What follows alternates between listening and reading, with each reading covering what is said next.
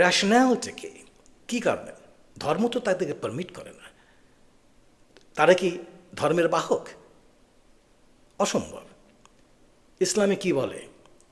লা ইকরা ফিদ্দিন, ধর্ম নিয়ে বাড়াবাড়ি করো না।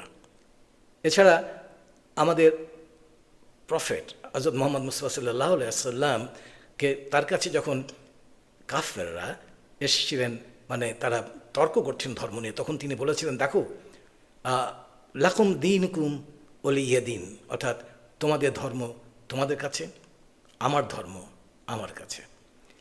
এই সুন্দর একটা সিস্টেম, অর্থাৎ মানে এক ধর্মের সঙ্গে আরেক ধর্মের কোনো ভেদাভেদ নেই, কোনো রকম সংঘর্ষ নেই, এবং সহ্য করা, এই সহনশীলতা, এই আমাদের রাসূলুল্লাহ সাল্লাল্লাহু আলাইহি ওয়াসাল্লাম এই সহনশীলতার উদাহরণ রেখে গেছেন। অথচ আমরা কি দেখছি? এই যে মুষ্টিমেয় কিছু মানুষ